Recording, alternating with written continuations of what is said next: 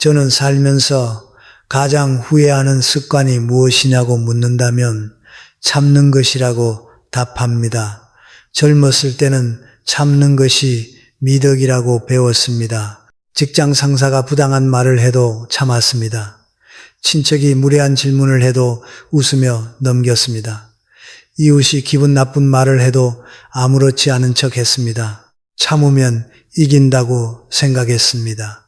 참으면 관계가 유지된다고 믿었습니다.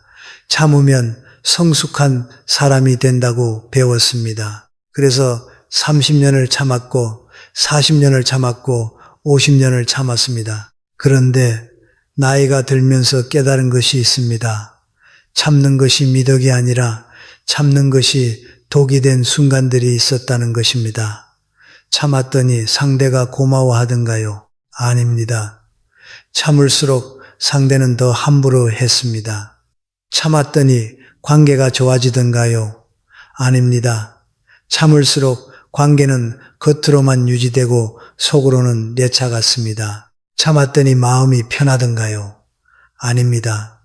참을수록 가슴에 돌이 하나둘 쌓이고 어느 날 그 돌의 무게로 숨이 막혔습니다.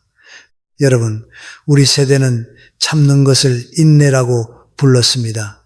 그런데 모든 참음이 인내는 아닙니다. 어떤 참음은 인내가 아니라 자기 포기입니다. 어떤 참음은 성숙이 아니라 자존감의 포기입니다. 어떤 참음은 관계를 위한 것이 아니라 자기 자신을 깎아내리는 것입니다. 그리고 가장 위험한 것은 오랫동안 참아온 사람은 자신이 참고 있다는 사실조차 모른다는 것입니다. 그것이 당연한 것이 되어버렸기 때문입니다. 무례함을 당해도 원래 그런 것이라고 생각합니다. 무시를 당해도 이 나이에 뭘이라고 생각합니다. 존중받지 못해도 내가 참으면 되지라고 생각합니다. 이것이 미덕입니까? 아닙니다. 이것은 자기 학대입니다. 미국의 사회심리학자 엘버트 반두라 교수는 자기 효능감 이론에서 이렇게 말했습니다.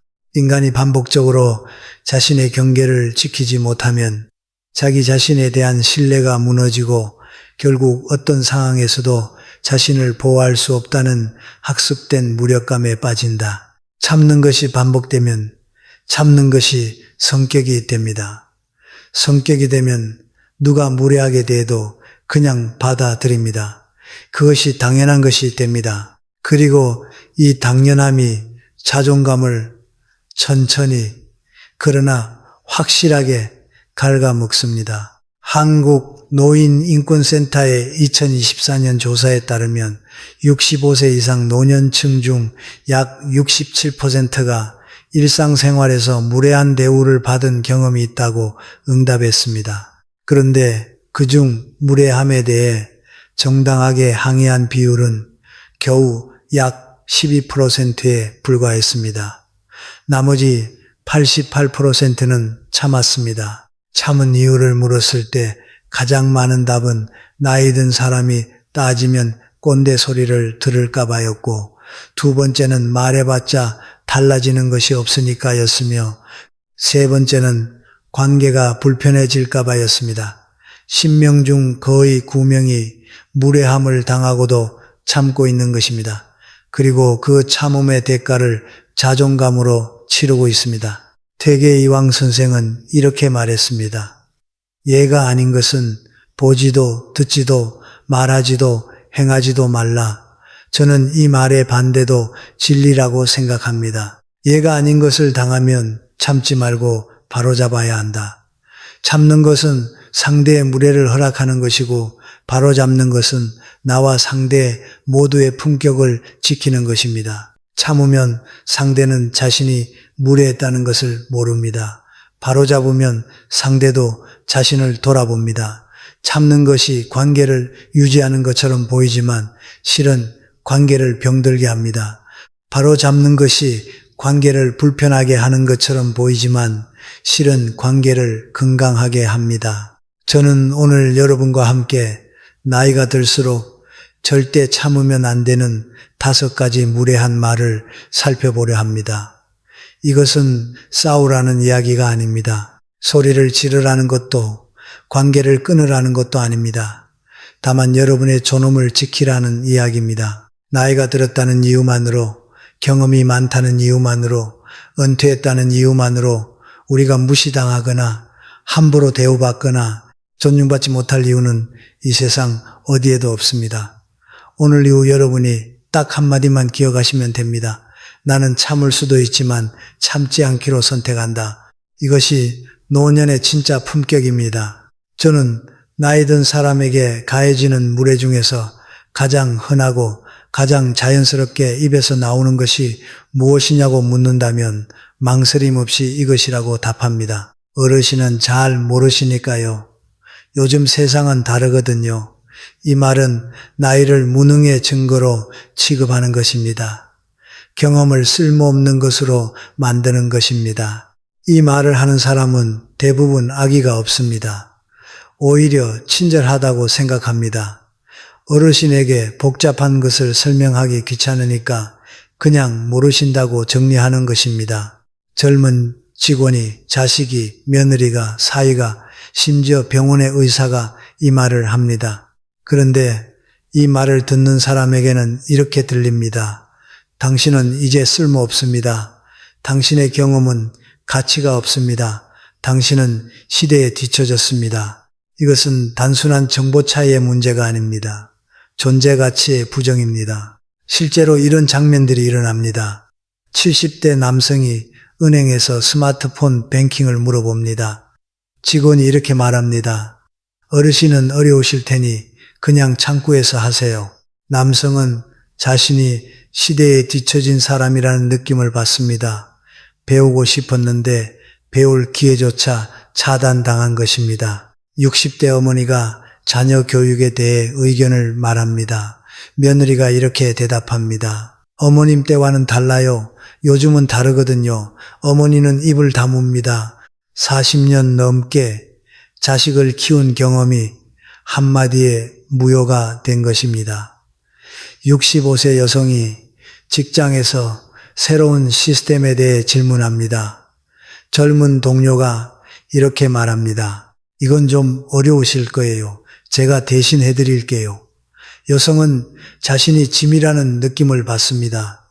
70대 환자가 자신의 증상에 대해 의사에게 설명합니다. 의사가 이렇게 말합니다. 어르신, 인터넷에서 본 거 다 믿으시면 안 돼요.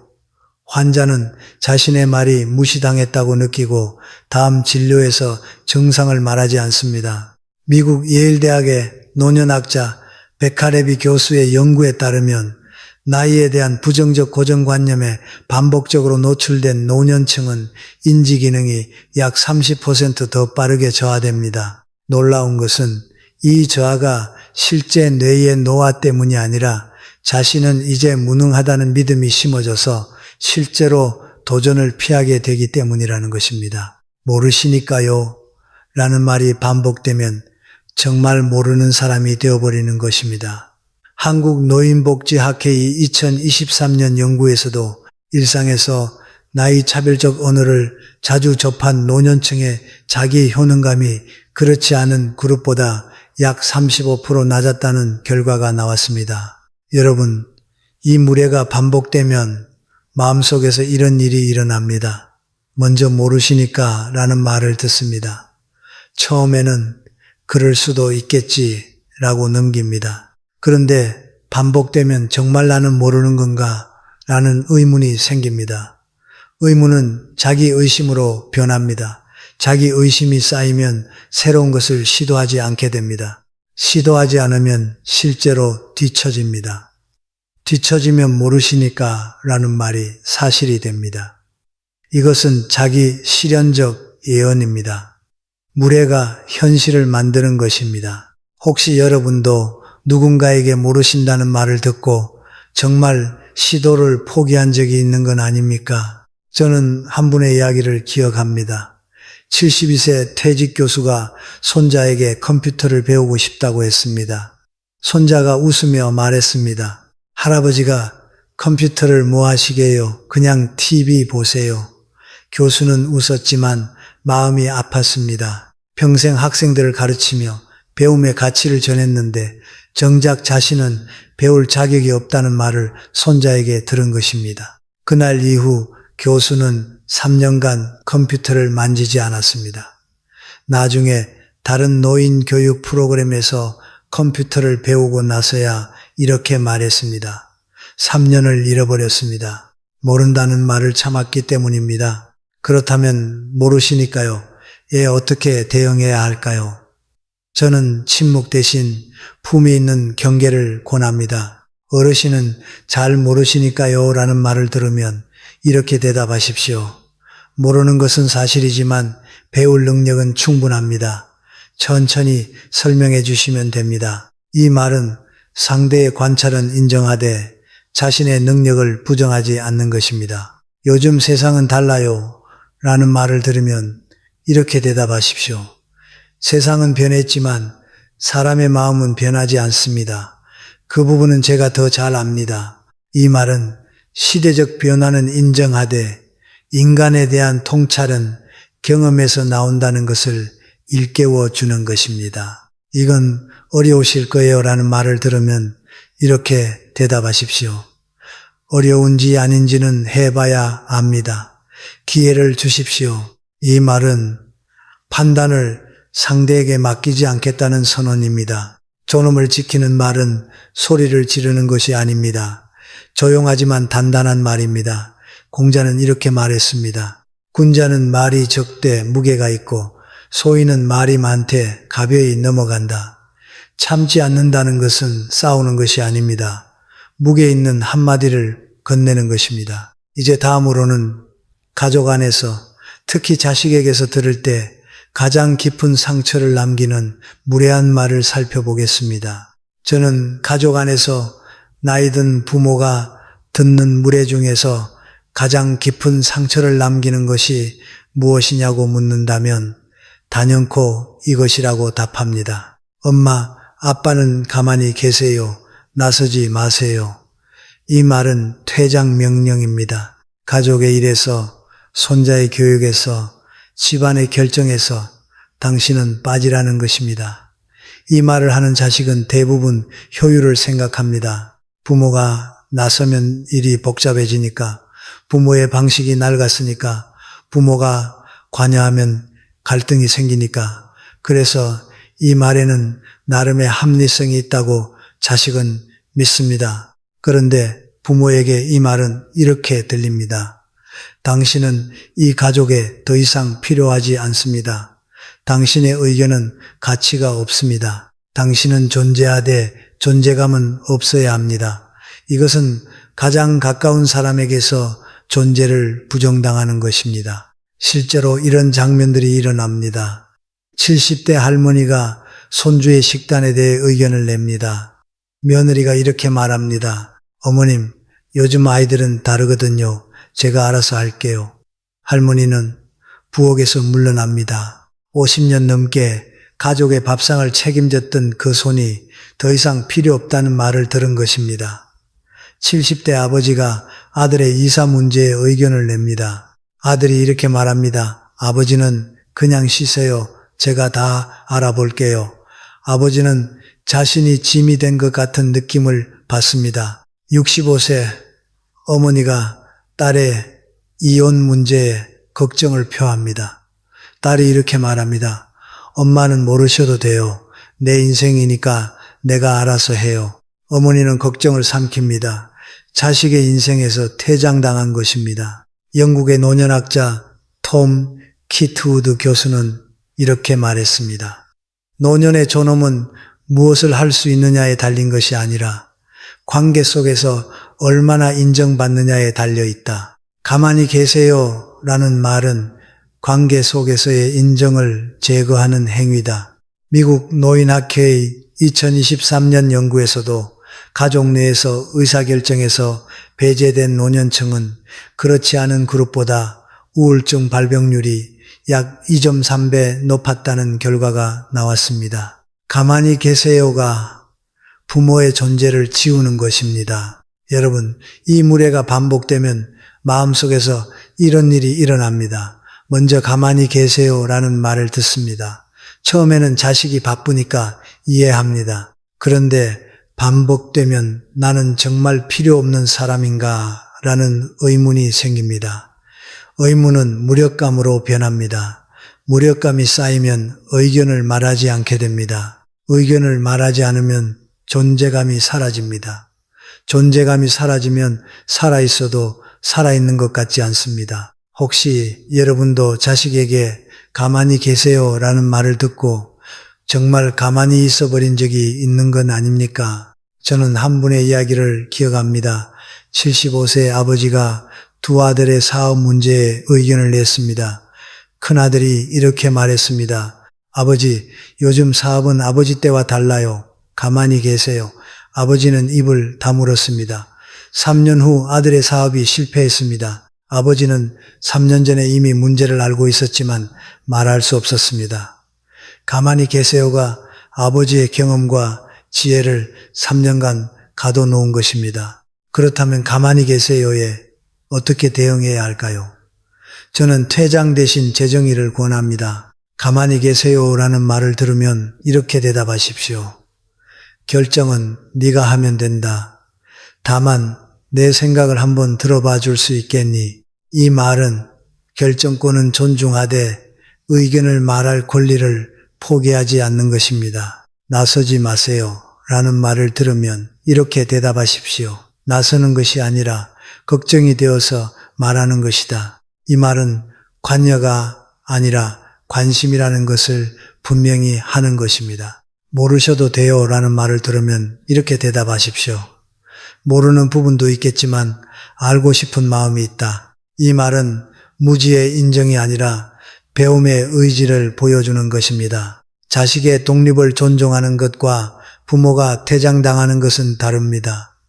존중은 쌍방향입니다. 부모가 자식의 결정을 존중하듯 자식도 부모의 의견을 존중해야 합니다. 맹자는 이렇게 말했습니다. 어른을 어른으로 대하는 것이 효의 시작이다. 가만히 계세요가 아니라 아버지 생각은 어떠세요가 효의 첫 문장입니다. 이제 다음으로는 사회적 자리에서 특히 모임이나 공공장소에서 나이 든 사람이 가장 자주 당하는 무례를 살펴보겠습니다. 저는 사회적 자리에서 나이 든 사람이 당하는 무례 중 가장 치명적인 것이 무엇이냐고 묻는다면 단연코 이것이라고 답합니다. 나이값도 못하시네. 그 나이에 그것도 모르세요.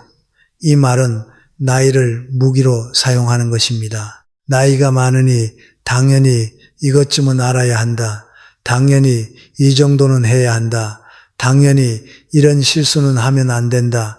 이것은 나이에 대한 이중잣대입니다. 젊은 사람이 실수하면 경험 부족이니까 이해하자가 되고 나이 든 사람이 실수하면 나이값도 못한다가 됩니다. 젊은 사람이 모르면 배우면 된다가 되고 나이 든 사람이 모르면 그 나이에 그것도 모르냐가 됩니다. 그런데 이 말을 듣는 사람에게는 이렇게 들립니다.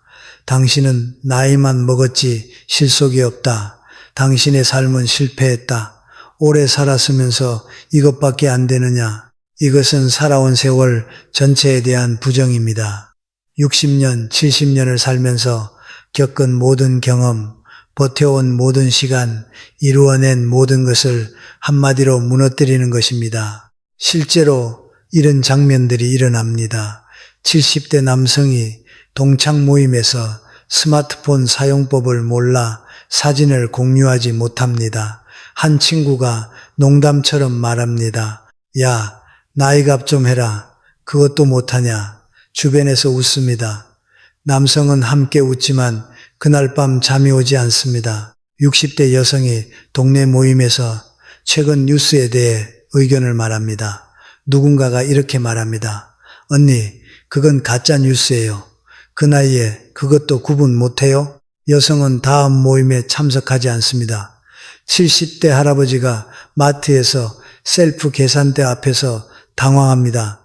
뒤에서 젊은이가 한숨을 쉬며 말합니다. 어르신, 그냥 직원한테 가세요. 할아버지는 고개를 숙이고 물러납니다. 65세 남성이 골프 모임에서 스코어가 나빠지자 동료가 이렇게 말합니다. 이제 나이 들어서 그런가 봐. 시험시험해. 남성은 자신이 늙었다는 사실을 다시 한번 확인당한 느낌에 골프채를 놓게 됩니다. 독일의 심리학자 에릭 에릭슨은 인간 발달의 마지막 단계를 자아통합 대절망이라고 명명했습니다. 노년기에 자신의 삶을 돌아보며 의미를 발견하면 자아통합에 이르고 자신의 삶을 부정당하면 절망에 빠진다는 것입니다. 나이 값도 못한다는 말은 이 절망의 스위치를 켜는 것입니다. 한국한림대학 고령사회연구소의 2024년 연구에 따르면 사회적 자리에서 나이에 기반한 조롱이나 무시를 경험한 노년층은 사회활동 참여율이 약 45% 감소했으며 이로 인한 고립감은 우울 증상을 약 1.7배 높이는 것으로 나타났습니다. 여러분, 이 무례가 반복되면 마음속에서 이런 일이 일어납니다. 먼저 나이값도 못한다는 말을 듣습니다. 처음에는 농담이려니 넘깁니다. 그런데 반복되면 정말 나는 나이만 먹은 건가? 라는 의문이 생깁니다. 의문은 수치심으로 변합니다. 수치심이 쌓이면 사람들 앞에 나서는 것이 두려워집니다. 두려워지면 모임을 피합니다. 모임을 피하면 혼자가 됩니다. 혼자가 되면 정말 세상에서 뒤처집니다. 혹시 여러분도 누군가에게 나이값도 못한다는 말을 듣고 모임의 발걸음이 무거워진 적이 있는 건 아닙니까? 저는 한 분의 이야기를 기억합니다. 68세 여성이 30년간 다닌 동호회에서 점점 발언이 무시당했습니다. 새로 들어온 젊은 회원들이 그녀의 의견에 그건 옛날 방식이에요. 요즘은 달라요. 라고 반복적으로 말했습니다. 결국 여성은 동호회를 떠났습니다. 2년 후 건강이 급격히 나빠졌습니다. 의사가 물었습니다. 사회 활동을 하고 계신가요? 여성이 대답했습니다. 나갈 곳이 없습니다. 나이 값도 못한다는 말에 쫓겨난 것입니다. 그렇다면 나이 값도 못한다에 어떻게 대응해야 할까요? 저는 수치심 대신 유머와 단단함을 권합니다. 나이 값도 못하시네라는 말을 들으면 이렇게 대답하십시오. 나이 값을 하려면 아직 배울 게 많아서 그런가 봅니다. 이 말은 유머로 봤대 배움의 자세를 잃지 않았음을 보여주는 것입니다. 그 나이에 그것도 모르세요라는 말을 들으면 이렇게 대답하십시오. 모르는 것이 부끄러운 게 아니라 물어보지 않는 것이 부끄러운 겁니다. 이 말은 무지가 아니라 질문의 용기를 강조하는 것입니다. 이제 나이 들어서 그런가 봐 라는 말을 들으면 이렇게 대답하십시오. 나이 든 것이 아니라 경험이 쌓인 것입니다. 이 말은 나이를 약점이 아니라 자산으로 재정의하는 것입니다. 나이는 숫자가 아니라 깊이입니다. 나무에 나이테가 많을수록 그 나무는 더 단단합니다. 장자는 이렇게 말했습니다. 큰 나무는 바람을 막아내고 오래된 나무는 그늘을 들이운다. 나이가 많다는 것은 그늘을 들이울 수 있다는 것입니다. 그늘을 무시하는 것은 나무를 모르는 것입니다. 이제 다음으로는 가장 교묘하고 가장 알아차리기 어려운 형태의 무례를 살펴보겠습니다. 선의의 가면을 쓴 무례입니다. 저는 무례 중에서 가장 교묘한 것이 무엇이냐고 묻는다면 단연코 이것이라고 답합니다. 어르신이니까 양보하세요. 어른이 참아야지요. 나이 드셨으니 이해하셔야죠. 이 말은 존경의 탈을 쓴 착취입니다. 나이가 많으니까, 경험이 많으니까, 어른이니까 당연히 참아야 하고 양보해야 하고 이해해야 한다. 이것은 존경이 아닙니다. 이것은 나이를 이용한 감정노동의 강요입니다. 그런데 이 말이 교묘한 이유는 겉으로는 존경처럼 보이기 때문입니다. 어른이니까 라는 말 앞에는 존경의 뉘앙스가 있습니다. 당신은 성숙하니까, 당신은 지혜로우니까, 당신은 큰 사람이니까, 그래서 이 말을 거부하면 좁은 사람이 됩니다. 참으면 대인배가 되고 참지 않으면 소인배가 됩니다. 이 구조가 교묘합니다. 참을 수밖에 없도록 설계된 무례입니다. 실제로 이런 장면들이 일어납니다. 가족 모임에서 조카가 무례하게 말합니다. 70대 삼촌이 불쾌함을 표현하려 하자 누군가가 이렇게 말합니다. 삼촌이 어른이시잖아요. 넘어가세요. 삼촌은 참습니다. 어른이라는 이유로 무례를 허용당한 것입니다. 이웃 간에 소음 문제가 생겼습니다. 60대 남성이 항의하려 하자 관리인이 이렇게 말합니다. 어르신이 좀 이해해 주시면 안 될까요? 젊은 사람들이니까. 남성은 참습니다. 나이가 많다는 이유로 불편함을 감수해야 하는 것입니다. 형제 간에 부모 부양 문제로 갈등이 생겼습니다. 동생이 형에게 이렇게 말합니다. 형이 맞으니까 좀 더 참으세요. 형은 참습니다. 나이가 많다는 이유로 더 많은 짐을 져야 하는 것입니다.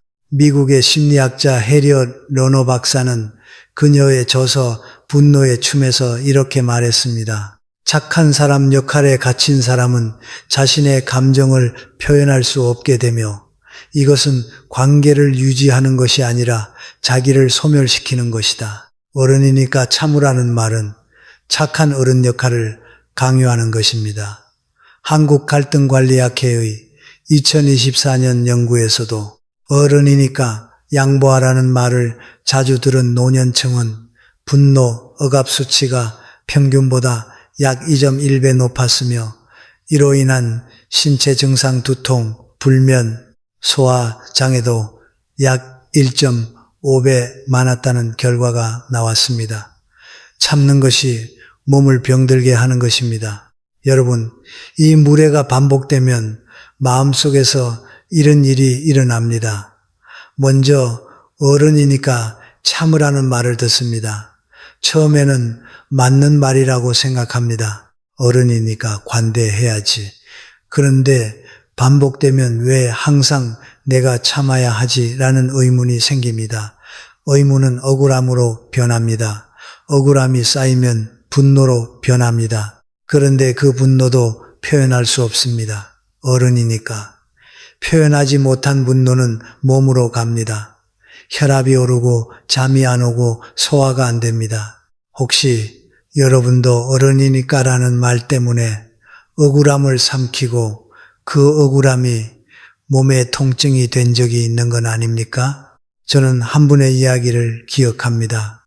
70대 형이 평생 어른으로서 참아왔습니다.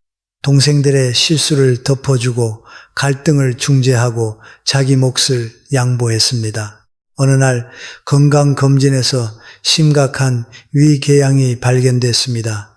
의사가 물었습니다. 스트레스를 많이 받으시나요? 형이 대답했습니다. 평생 참았습니다. 어른이니까요. 의사가 말했습니다. 그 참음이 위에 구멍을 만든 겁니다. 형의 몸이 50년간의 참음에 대한 청구서를 보낸 것입니다. 그렇다면 어른이니까 참으라는 말에 어떻게 대응해야 할까요? 저는 착한 어른 대신 건강한 어른을 권합니다. 어른이니까 참으세요 라는 말을 들으면 이렇게 대답하십시오. 어른이기 때문에 참는 것이 아니라 어른이기 때문에 바로 잡아야 합니다. 이 말은 참음과 성숙을 분리하는 것입니다. 형이니까 양보하세요 라는 말을 들으면 이렇게 대답하십시오. 양보는 자발적으로 하는 것이지 요구받는 것이 아닙니다. 이 말은 양보의 주체를 되찾는 것입니다. 이해해 주셔야죠 라는 말을 들으면 이렇게 대답하십시오. 이해는 서로 하는 것입니다. 나도 이해받고 싶습니다. 이 말은 존중의 쌍방향성을 요구하는 것입니다. 참는 것이 미덕인 시대는 지났습니다. 건강한 경계를 세우는 것이 진짜 어른의 품격입니다. 소크라테스는 이렇게 말했습니다.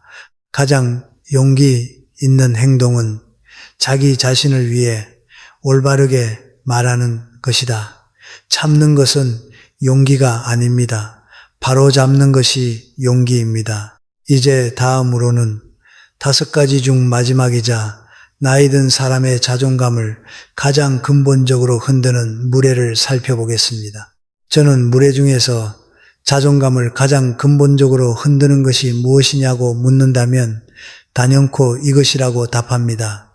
짐이 되지 마세요. 폐에 끼치지 마세요. 이 말은 존재 자체에 대한 부정입니다. 당신이 여기 있는 것 자체가 부담이라는 뜻입니다. 이 말이 가장 위험한 이유는 이 말을 하는 사람이 남이 아니기 때문입니다. 자식이, 배우자가, 형제가, 그리고 가장 무서운 것은 자기 자신이 이 말을 합니다. 나이가 들면 스스로에게 말합니다. 짐이 되면 안 되지, 폐를 끼치면 안 되지. 이 말이 내면화되면 아파도 말하지 않고 외로워도 참고 도움이 필요해도 요청하지 않습니다. 그런데 생각해 보십시오. 여러분이 젊었을 때, 아이를 키울 때 그 아이는 짐이었습니까? 아닙니다. 밤새 울어도 아파서 병원에 달려가야 해도 그것은 짐이 아니라 사랑이었습니다. 그런데 왜 나이가 들면 도움을 받는 것이 짐이 됩니까? 왜 젊을 때 도움을 주는 것은 사랑이고 늙어서 도움을 받는 것은 폐가 됩니까? 이 이중잣대가 나이 든 사람의 자존감을 무너뜨리는 것입니다. 실제로 이런 장면들이 일어납니다. 75세 어머니가 넘어져서 다쳤습니다. 딸에게 전화하려다 멈춥니다. 짐이 되고 싶지 않아서 혼자 택시를 타고 병원에 갑니다. 70대 남성이 밤에 가슴이 아파 응급실에 가야 하는데 아들에게 전화하지 않습니다. 새벽에 깨우면 폐가 되니까 혼자 참다가 아침이 되어서야 갑니다. 65세 여성이 우울증 증상을 느끼지만 가족에게 말하지 않습니다. 나이 든 사람이 우울하다고 하면 짐이 될 것 같아서 혼자 버팁니다. 70대 할머니가 손주를 보고 싶지만 전화하지 않습니다. 바쁜 자식에게 폐를 끼치고 싶지 않아서 혼자 사진만 봅니다. 일본의 사회학자 우에노 시즈코 교수는 그녀의 져서 혼자 살아가는 것에서 이렇게 말했습니다. 도움을 요청하는 것은 약함이 아니라 관계를 유지하려는 의지의 표현이다. 짐이 되고 싶지 않다는 말은 관계를 포기하겠다는 선언과 같다. 한국보건복지부의 2024년 독거노인 실태조사에 따르면 독거노인 중 약 73%가 자식에게 짐이 되고 싶지 않다는 이유로 도움을 요청하지 않는다고 응답했습니다. 그리고 도움을 요청하지 않는 노인의 고독사 위험이 그렇지 않은 그룹보다 약 3.2배 높았습니다. 짐이 되고 싶지 않다는 말이 생명을 위험에 빠뜨리는 것입니다. 여러분, 이 무례가 내면화되면 마음속에서 이런 일이 일어납니다. 먼저 짐이 되면 안 된다고 스스로에게 말합니다. 그래서 아파도 참습니다. 외로워도 참습니다. 도움이 필요해도 참습니다. 참으면 혼자가 됩니다. 혼자가 되면 더 아프고 더 외롭고 더 힘들어집니다. 더 힘들어지면 더 짐이 될까봐 더 참습니다. 이것은 끝없는 악순환입니다. 참을수록 더 혼자가 되고 혼자가 될수록 더 참게 됩니다. 혹시 여러분도 짐이 되고 싶지 않다는 이유로 아픈 것을, 외로운 것을, 필요한 것을 말하지 못하고 있는 건 아닙니까? 저는 한 분의 이야기를 기억합니다. 78세 할아버지가 3년간 혼자 살면서 자식에게 단 한 번도 도움을 요청하지 않았습니다. 설날에도 추석에도 아파도 외로워도 짐이 되고 싶지 않아서 어느 날 이웃이 할아버지가 3일째밖에 나오지 않는 것을 이상하게 여기고 문을 두드렸습니다. 할아버지는 집 안에서 쓰러져 있었습니다. 병원에 실려간 후 아들이 달려왔습니다. 울면서 물었습니다. 아버지, 왜 전화 안 하셨어요? 할아버지가 대답했습니다. 짐이 되고 싶지 않았어. 아들이 울면서 말했습니다. 아버지가 전화하는 것이 짐이 아니라 전화하지 않는 것이 가장 큰 짐입니다. 그렇다면 짐이 되지 말라는 말에 어떻게 대응해야 할까요? 저는 이 말을 스스로에게도 허용하지 말라고 권합니다. 짐이 되고 싶지 않아라는 생각이 들면 스스로에게 이렇게 말하십시오. 도움을 요청하는 것은 짐이 아니라 관계를 이어가는 것이다. 이 말은 도움의 의미를 재정의하는 것입니다. 폐를 끼치면 안 되지라는 생각이 들면 스스로에게 이렇게 말하십시오. 내가 도움을 받으면 상대도 도움을 줄 기회를 갖는 것이다. 이 말은 도움이 일방적이 아니라 상호적이라는 것을 깨닫는 것입니다. 혼자 해결해야지라는 생각이 들면 스스로에게 이렇게 말하십시오.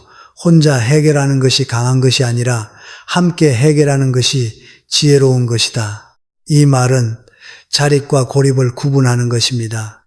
여기까지 5가지 무례를 살펴보았습니다. 모르시니까요. 가만히 계세요. 나이 값도 못하시네. 어른이니까 참으세요. 그리고 짐이 되지 마세요. 이 5가지는 모두 나이가 많다는 이유 하나로 한 사람의 존엄을 깎아내리는 말들입니다.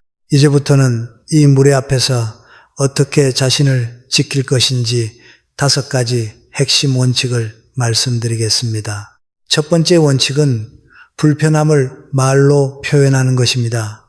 참지 않는다는 것은 싸우는 것이 아닙니다. 나는 지금 이 말이 불편합니다 라고 말하는 것입니다. 이 한마디면 충분합니다. 큰 소리를 낼 필요도 없고 논리적으로 반박할 필요도 없습니다. 불편하다는 사실만 전달하면 됩니다. 대부분의 사람들은 상대가 불편하다는 것을 알면 행동을 조정합니다. 문제는 우리가 불편함을 표현하지 않기 때문에 상대가 자신의 말이 무례했다는 것을 모른다는 것입니다. 두 번째 원칙은 나 전달법을 사용하는 것입니다. 왜 그런 말을 해 대신 그 말을 들으니 내가 속상합니다 라고 말하십시오. 상대를 비난하면 방어가 올라오지만 나의 감정을 말하면 공감이 올라옵니다. 미국의 심리학자 토마스 고든 교수가 개발한 이 기법은 갈등 상황에서 상대의 방어를 낮추면서도 자신의 감정을 전달할 수 있는 가장 효과적인 방법입니다. 세 번째 원칙은 경계를 구체적으로 정하는 것입니다.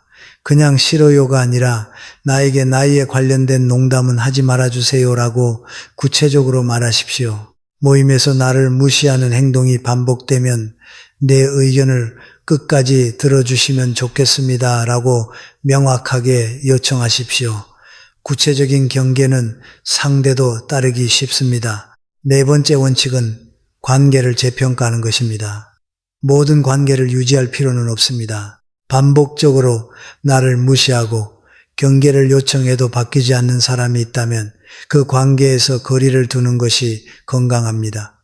관계의 양보다 질이 중요합니다. 한국 서울대학 행복연구센터의 2024년 연구에서도 노년기의 행복은 관계의 수가 아니라 존중받는 관계의 수에 비례한다는 결과가 나왔습니다. 10명의 무례한 지인보다 2명의 존중하는 친구가 더 큰 행복을 줍니다. 5번째 원칙은 자기 자신에게 무례하지 않는 것입니다. 이것이 가장 중요합니다. 남의 무례를 거부하면서 정작 자기 자신에게 무례한 사람이 많습니다. 나는 이제 늙었으니까, 나는 더 이상 쓸모가 없으니까, 나는 짐이 되면 안 되니까, 이 말을 자기 자신에게 하고 있다면 가장 먼저 이 내면의 무례를 멈추십시오. 자기 자신에게 존중의 말을 하십시오. 나는 충분히 살아왔고 충분히 가치가 있다. 이 한마디를 매일 아침 거울을 보며 말하십시오. 여러분, 오늘 우리는 긴 여정을 함께 걸어왔습니다. 나이가 들수록 절대 참으면 안 되는 5가지 무례한 말 모르시니까요. 가만히 계세요. 나이 값도 못하시네. 어른이니까 참으세요. 그리고 짐이 되지 마세요. 그리고 이 무례 앞에서 자신을 지키기 위한 5가지 원칙, 불편한 표현, 나 전달법, 구체적 경계, 관계 재평가, 자기 존중, 이 모든 것을 기억하기는 쉽지 않습니다. 그래서 저는 여러분에게 간단한 도구를 하나 드리려 합니다. 저는 이것을 품위 있는 거절의 3단계라고 부릅니다. 무례한 말을 들었을 때 이 3단계만 기억하십시오. 첫 번째, 멈춤. 바로 반응하지 마십시오. 3초만 멈추십시오. 감정적으로 반응하면 꼰대가 되지만 3초 멈추면 품격이 됩니다. 두 번째, 표현. 나는 지금 이 말이 불편합니다. 이 한마디를 하십시오. 세 번째, 제안. 이렇게 말해주시면 좋겠습니다. 대안을 제시하십시오. 멈추고 표현하고 제안하라. 이 세 단계를 지키면 여러분의 거절은 싸움이 아니라 교육이 됩니다. 여러분, 오늘부터 딱 하나만 바꿔보십시오. 무례한 말을 들었을 때 참는 대신 이 한마디를 해보십시오. 그 말씀은 조금 불편하게 들립니다. 이 한마디면 됩니다. 첫째 날에는 심장이 뛸 것입니다. 말이 입안에서 맴돌 것입니다. 둘째 날에는 조금 수월해질 것입니다. 셋째 날에는 상대의 태도가 달라지는 것을 느낄 것입니다. 그 변화를 느끼는 순간 여러분은 알게 될 것입니다.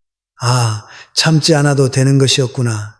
저는 한 분의 이야기로 오늘을 마무리하고 싶습니다. 73세 여성이 평생 참아왔습니다. 시어머니에게, 남편에게, 자식에게, 이웃에게 무례한 말을 들어도 웃으며 넘겼습니다. 그것이 여자의 미덕이고 어른의 품격이라고 배웠기 때문입니다. 그런데 어느 날 손녀가 물었습니다. 할머니는 왜 항상 참아요? 여성은 대답할 수 없었습니다. 왜 참는지 자기도 몰랐기 때문입니다. 그날 밤 여성은 오래 생각했습니다. 그리고 다음 날 30년간 무례하게 대했던 이웃에게 처음으로 말했습니다. 그런 말씀은 저에게 상처가 됩니다. 이웃은 놀란 표정을 지었습니다. 그리고 이렇게 대답했습니다. 미안합니다. 몰랐습니다. 30년간 참아온 것을 한마디로 바꾼 것입니다. 여성은 그날 밤 오랜만에 편안히 잠들었습니다. 참지 않기로 한 그날이 그녀 인생에서 가장 용기 있는 날이었습니다. 논어에 이런 말이 있습니다. 스스로 서지 못하면 남도 세울 수 없고 스스로 이르지 못하면 남도 이르게 할 수 없다. 이것이 오늘 이야기의 전부입니다. 자기 자신을 존중하지 못하면 세상도 우리를 존중하지 않습니다. 참는 것이 미덕인 시대는 지났습니다. 이제는 말하는 것이 미덕입니다. 다만 품위 있게 말하는 것, 조용하지만 단단하게 말하는 것, 이것이 노년의 진짜 품격입니다. 여러분, 우리는 충분히 참아왔습니다. 30년, 40년, 50년, 이제는 참지 않아도 됩니다. 참지 않는다고 나쁜 사람이 되는 것이 아닙니다. 참지 않는다고 관계가 끝나는 것이 아닙니다. 오히려 참지 않을 때 관계가 건강해집니다. 오늘 누군가에게 한마디 해보십시오. 그 말은 저에게 불편합니다. 이 한마디가 여러분의 남은 인생을 바꾸는 첫걸음이 됩니다. 참는 것은 성숙이 아닙니다. 말하는 것이 성숙입니다. 품위 있게 말하는 것이 이 나이에 우리가 가진 가장 강한 무기입니다.